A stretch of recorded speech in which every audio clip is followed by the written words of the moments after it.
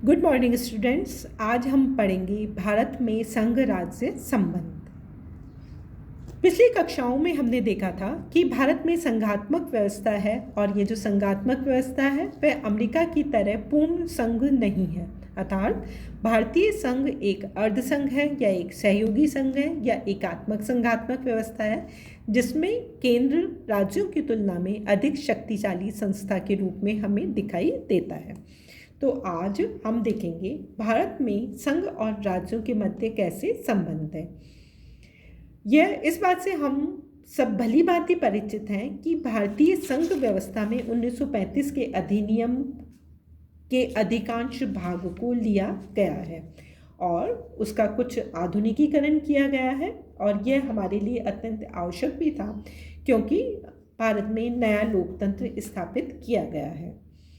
भारतीय संघवाद को स्पष्ट करते हुए B.R. अम्बेडकर ने माना कि यह केंद्र में केंद्रीय तथा राज्य में राज्य सरकार की स्थापना कर शासन में दो स्तर स्थापित करता है। अर्थात केंद्र में केंद्रीय और राज्य में राज्य सरकार की स्थापना करके दो स्तर स्थापित करता है, जिनमें से प्रत्येक अपने क्षेत्र में संविधान द्वारा नियत सर्वोच्च शक्ति का उपभोग करते हैं। केंद्र में संघ सरकार, राज्यों में राज्य सरकारें अपनी शक्ति का उपभोग करते हैं। भारत की अनूठी संघात्मक व्यवस्था के कारण इस संघ व्यवस्था को अलग अलग लोगों ने भिन्न भिन्न नाम से संबोधित किया है। कुछ का कहना है कि ये संघ है, कुछ का कहना है कि ये एकात्मक व्यवस्था है। के संथानम ने माना है कि संविधान संघात्मक है, जिसकी संघात्मक न्यायपालिका द्वारा सुरक्षित रखा गया है, जिसे संवैधानिक संशोधनों के बिना भंग नहीं किया जा सकता। तो संथानम ने इसे संघात्मक व्यवस्था माना है। ठीक इसी तरह पॉल एच एपलबी ने भी इसे संघात्मक व्यवस्था माना है।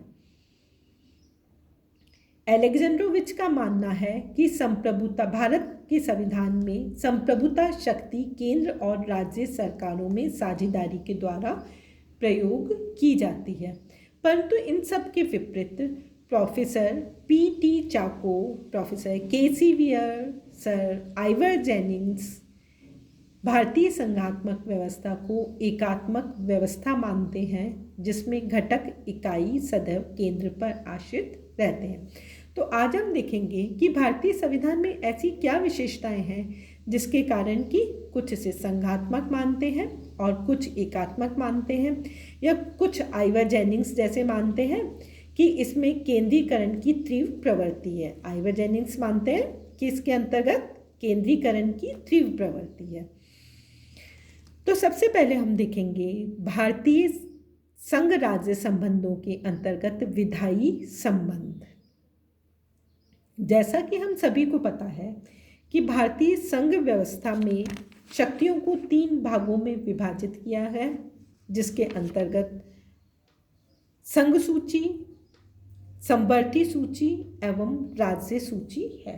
तथा इसके साथ ही साथ हम देखते हैं कि संघ सूची में तमाम महत्वपूर्ण विषयों को शामिल किया गया है। राज्यों की तुलना में संघ सूची अधिक व्यापक एवं महत्वपूर्ण विषयों से जुड़ी हुई है। इसके साथ ही और इस विषयों पर कानून बनाने का अधिकार संघ सरकार को है।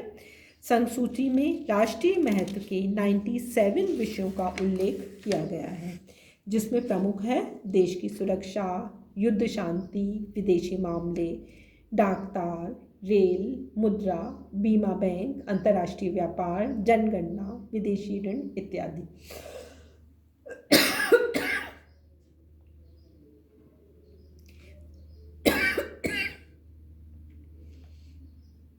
इस सूची में संख्यात्मक व गुणात्मक दोनों ही दृष्टि से महत्वपूर्ण विषयों को जोड़ा गया है।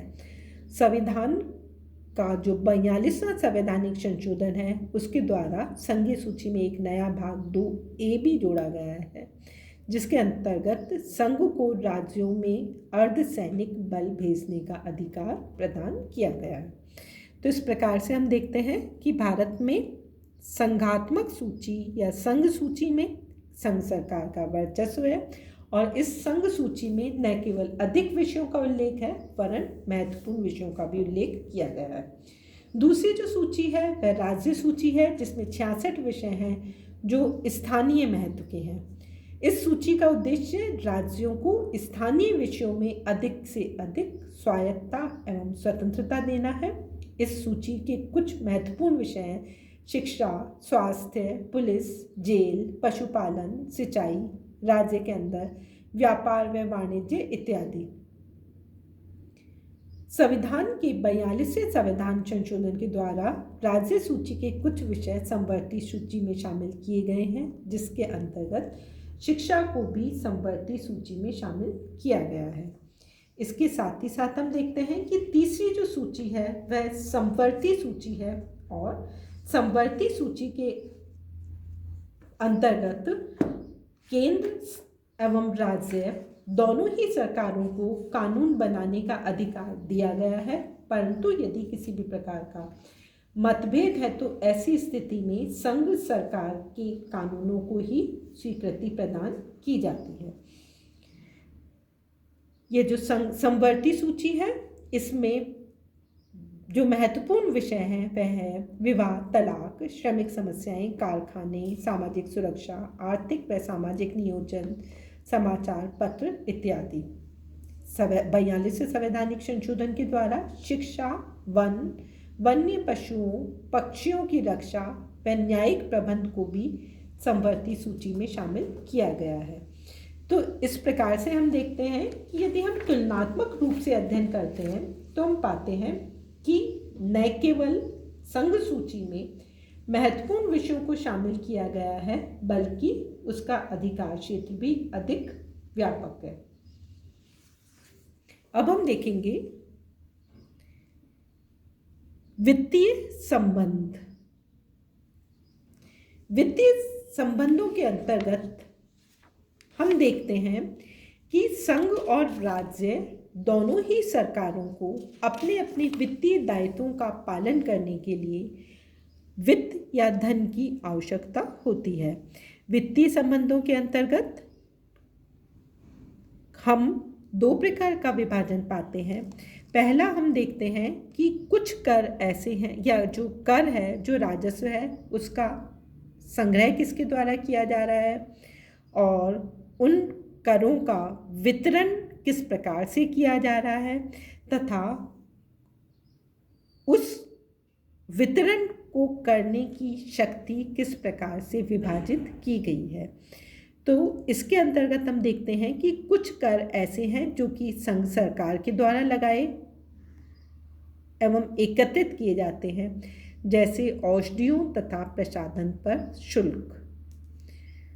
इनमें से भी कुछ कर ऐसे हैं जिन्हें संघ सरकार के द्वारा लगाया भी जाता है, वसूल भी किया जाता है, परंतु राज्यों को दे दिया जाता है, जैसे रेल, समुद्र, वायु मार्ग द्वारा जाने वाली वस्तुओं पर सीमा शुल्क। और इसके अंतर्गत हम देखते हैं कि कुछ शुल्क ऐसे हैं जो संघ सरकार द्वारा लगाए व वसूल किए जाने पर शुल्क संघ व राज्य दोनों सरकारों में बांट दिए जाते हैं, जैसे कृषि आय को छोड़कर अन्य आय।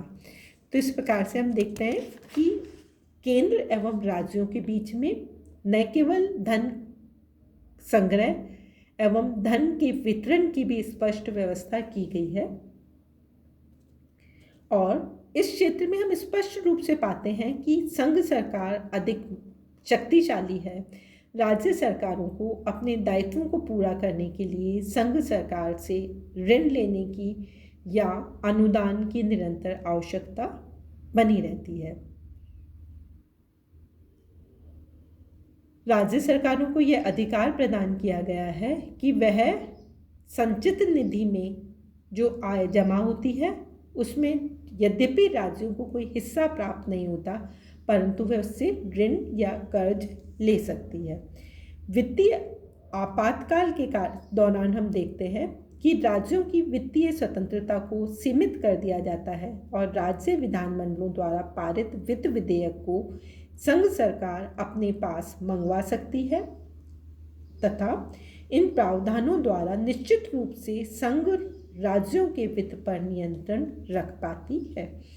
इसके साथ ही साथ हम देखते हैं कि नियंत्रण एवं महालेखा परीक्षक के माध्यम से भी सारे देश के वित्त प्रशासन पर संघ सरकार नियंत्रण रखता है और इनकी जो नियुक्ति है वह चूँकि राष्ट्रपति के द्वारा होती है, अतः राज्य की लेखा परीक्षक अधिकारी भी इनके प्रतिनिधि होते हैं। तो जिस तरह से हमने विधायी क्षेत्र में देखा, ठीक उसी प्रकार से हम देखते हैं कि वित्तीय क्षेत्र में भी संघ सरकार शक्तिशाली है। वित्त आयोग का गठन और उसके कृत्यों पर भी संघ सरकार का नियंत्रण अधिक रहता है। राज्य सरकारों को अपनी योजनाओं को क्रियान्वित करने के लिए या समस्याओं के समाधान के लिए समय समय पर संघ सरकार से अनुदान या ऋण की आवश्यकता पड़ती है, जिसके द्वारा संघ सरकार राज्यों के निर्णयों को प्रभावित करने में सफल हो जाती है। इसके साथ ही साथ हम देखते हैं कि संघ और केंद्र राज्यों के संबंधों को निर्धारित करने का एक प्रकार प्रशासनिक व्यवस्था भी है। प्रशासनिक व्यवस्था के अंतर्गत हम देखते हैं कि जितनी भी जो महत्वपूर्ण सेवाएं हैं उन सेवाओं पर संघ सरकार का नियंत्रण रहता है। न केवल संघ लोक सेवा आयोग के द्वारा इन अधिकारियों की नियुक्ति की जाती है, वरन संघ इन उच्च अधिकारियों पर संघ सरकार का नियंत्रण भी सदैव बना रहता है और संघ सरकार के नियंत्रण होने के कारण राज्य सरकारों को इनके नियंत्रण या इनकी अधीनस्थता को स्वीकार करना पड़ता है। संघ सरकार संबंधों में हम न्यायिक संबंधों को भी देखते हैं, जिसके अंतर्गत हम पाते हैं कि भारत में एकीकृत न्याय व्यवस्था है और एकीकृत न्याय व्यवस्था में शीर्ष पर सर्वोच्च न्यायालय है। सर्वोच्च न्यायालय के न्यायाधीशों की नियुक्ति चूँकि राष्ट्रपति के द्वारा की जाती है, अतः संघ सरकार के द्वारा भी राज्य सरकारों पर कुछ नियंत्रण स्थापित करने में संघ सरकार को सफलता प्राप्त होती है। इसके साथ ही साथ हम देखते हैं कि अनेकों बार दो या दो से अधिक राज्यों के लिए एक ही उच्च न्यायालय की स्थापना की जाती है और उच्च न्यायालय के न्यायाधीशों की नियुक्ति एवं विमुक्ति पर राज्य के राज्यपाल का हस्तक्षेप नहीं होता है। उन्हें हटाने का अधिकार राष्ट्रपति को है, नियुक्ति का अधिकार राष्ट्रपति को है। संसद के दोनों सदनों में उपस्थित सदस्यों को 2/3 बहुमत से प्रस्ताव पारित करके उन्हें महाभियोग के द्वारा राष्ट्रपति द्वारा हटाया जा सकता है। इस प्रकार से भी भारतीय संघात्मक व्यवस्था में राज्यों पर संघ का नियंत्रण स्थापित होता है। और इसके साथ ही साथ हम देखते हैं कि संविधान संशोधन के संदर्भ में भी केंद्र की तुलना में राज्यों की स्थिति गौण अथवा कमजोर है। संघ एवं संघात्मक व्यवस्था या केंद्र राज्य संबंधों से संबंधित विधेयकों पर यद्यपि राज्यों की स्वीकृति की भी आवश्यकता होती है, परंतु यह जो स्वीकृति है वह केवल बहुमत के आधार पर होने के कारण संघ सरकार को उसमें आसानी से सफलता प्राप्त हो जाती है। इनके साथ ही साथ हम देखते हैं कि अन्य कुछ क्षेत्रों में भी, जैसे राष्ट्रपति का निर्वाचन, संघीय न्यायपालिका व राज्यों के न्यायालयों से संबंधित प्रावधानों पर भी राज्य अपनी भूमिका निभाने में या संसद को कुछ प्रभावित करने में या संघ सरकार को कुछ प्रभावित करने में सफल हो जाते हैं। तो ये थे संघ सरकार और राज्यों की सरकारों के संबंध। अब कल हम पढ़ेंगे कि वे कौन से ऐसे मुद्दे हैं जिन पर कि हम संघ और राज्य सरकारों में तनाव अथवा टकराव की स्थिति को देखते हैं। धन्यवाद। जय हिंद, जय भारत।